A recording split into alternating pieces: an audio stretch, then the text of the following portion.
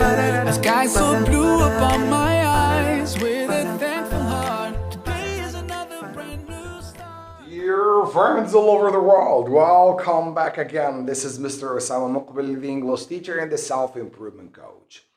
Dear friends, I wish I could know that years ago. What is that? Mind mapping. What is mind mapping?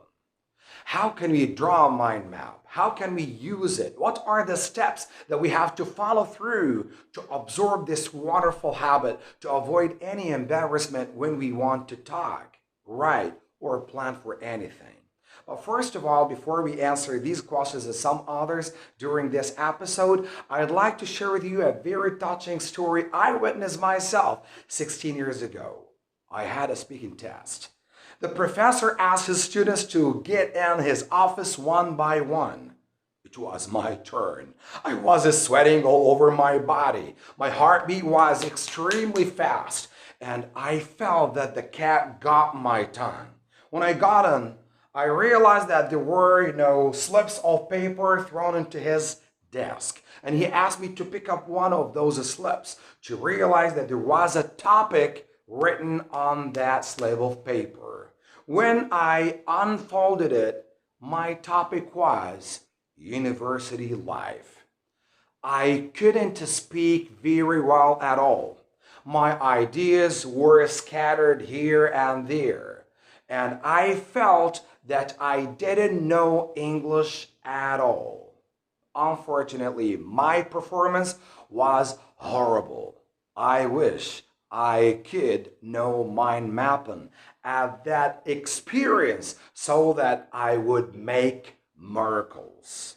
To avoid these mistakes, to avoid this embarrassment, to avoid using a lot of fillers such as I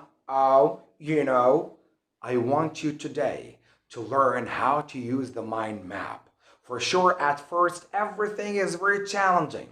But when you get used to this wonderful, awesome, and juicy experience, make sure that you can make everything like a piece of cake. I mean, very, very simple. All you have to do is just to pay your full attention and try to enjoy this experience and live it to the fullest so that you can use it in every single walk of your life. Now, it's time to set the ball rolling.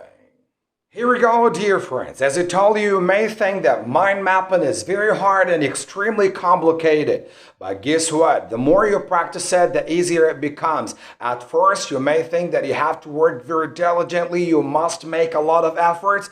But the more you practice it, the easier it becomes. And the process will be automatic. You don't have to use any pens, pencils, post-it notes, or any markers when you want to draw a mind map. You can do it even mentally in 1 minute max. And by the way, you can do the same thing if you have an IELTS exam, TOEFL, or any other standardized exams. So what are the points you have to remember? Number one, there are 3 parts you have to include in every single speech you want to have.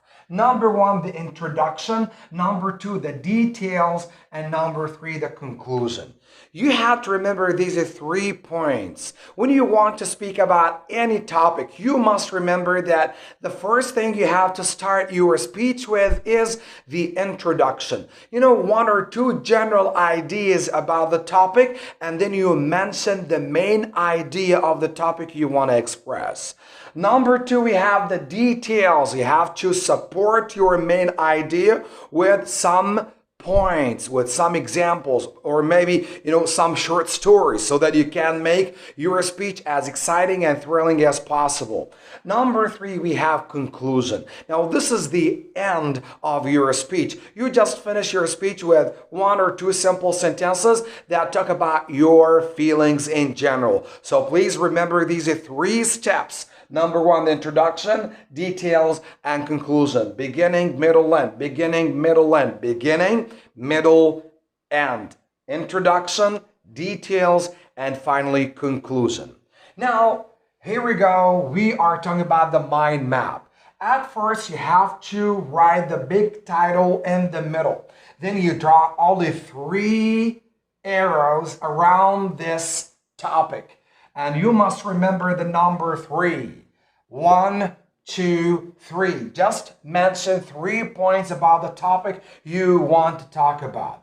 My role model, the person who inspires you, motivates you, supports you, reinforces you, the one you admire extremely. Who's that person? You can say, for example, my teacher, my mom, my dad. You can say, for example, my uncle, my grandfather, and so on.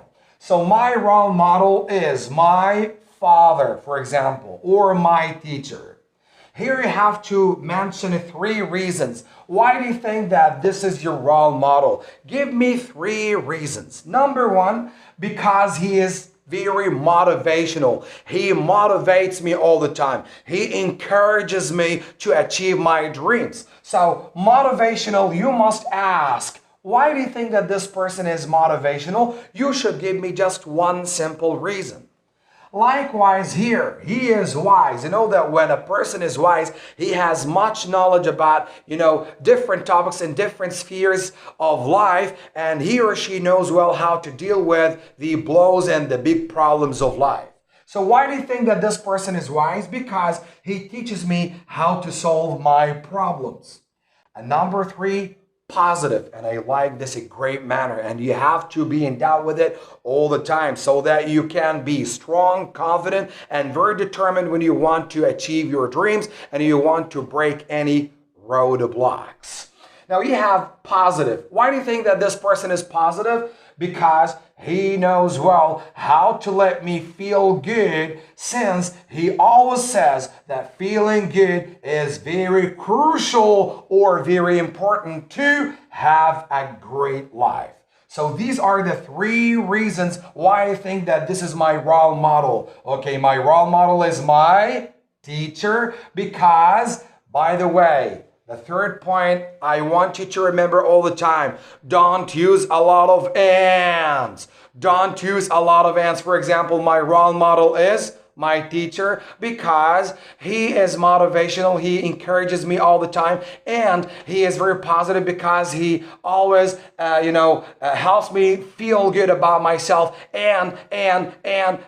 No, don't use a lot of ands all the time. So what is the solution? What is the alternative way I have to follow through? Very simple.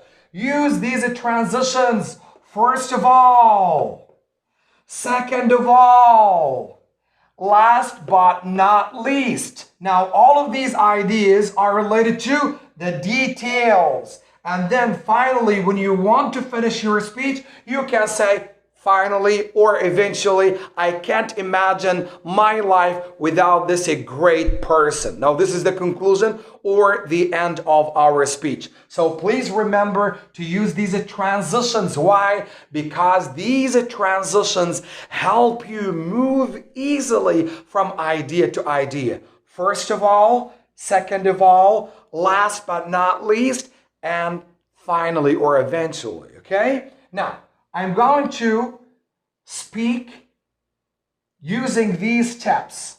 Number 1, number 2, number 3. And for sure, I have just to start with the introduction, the body paragraph or the details, and finally the conclusion. Just focus. At first, the introduction. Fortunately, I have a lot of great people in my life, but the number 1 role model is my grandfather. Because of 3 reasons. First of all, he is very motivational. He knows well how to encourage me, motivate me, and support me so that I can make my dreams come true. Second of all, he is very wise because he teaches me how to solve my problems and how to be proactive all the time.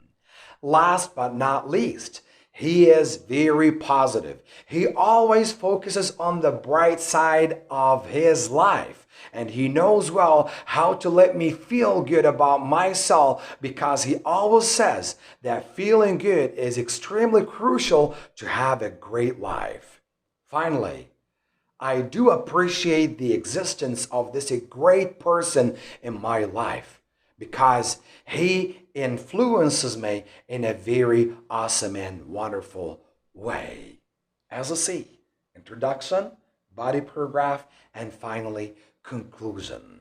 Remember that nothing is impossible, and impossible is nothing. With the practice, with determination, with positivity, with enthusiasm, you can make all of your dreams come true.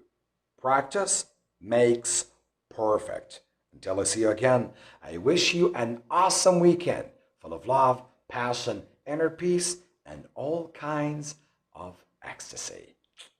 Have a nice weekend.